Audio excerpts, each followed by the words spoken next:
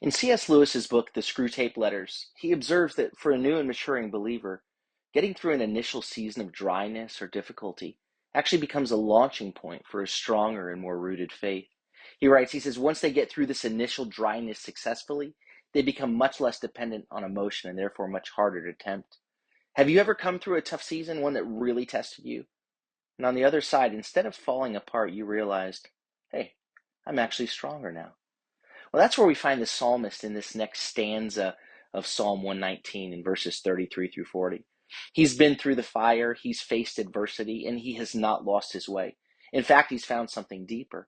At the beginning of his journey, he was eager and excited. He said, I'm going to follow your word. Then came the challenges, dry seasons, resistance, and hardships. Verse 25, he says, my soul clings to the dust. Verse 28, he says, my soul weeps with grief.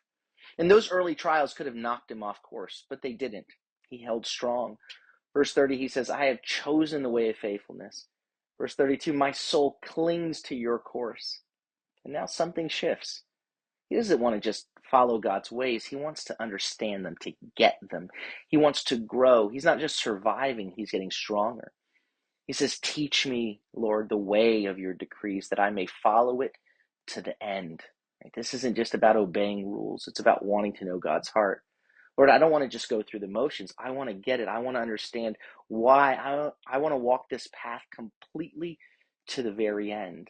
Right? That phrase, to the end, it's actually the Hebrew word echev, which literally means heel.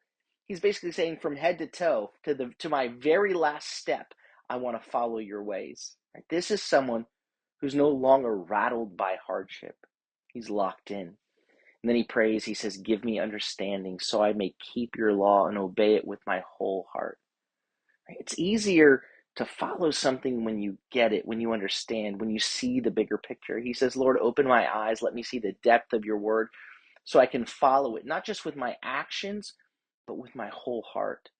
Then in verse 35, he says, direct me in the path of your commands, for there I find delight. So this is not about obligation. There's delight, there's joy. He's not saying, I guess I have to follow God's commands. No, he's saying, I want this. I delight in this. The more he walks with God, the more he realizes that God's ways aren't a burden. They are life itself. And then he gets practical. He says, turn my heart toward your statutes and not toward selfish gain. Right? The natural bend of our heart is towards self. What benefits me? What makes my life easier? The psalmist recognizes this, so he prays, Lord, bend my heart toward not what I want, not what benefits me in the short term, but what you want. He says, turn my eyes away from worthless things. Preserve my life according to your word.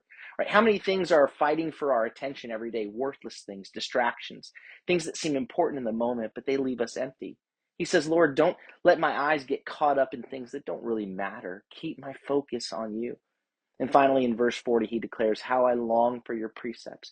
In your righteousness, preserve my life. He's not walking half-heartedly. He's not following because he's just supposed to. He says, I desire to have your ways. I want to be strengthened. I long for your ways.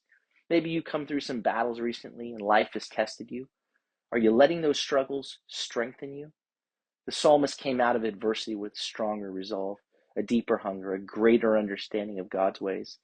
Today, don't just move on from your struggles. Grow from them. Ask the Lord to teach you, to give you understanding, to shape your heart through it all.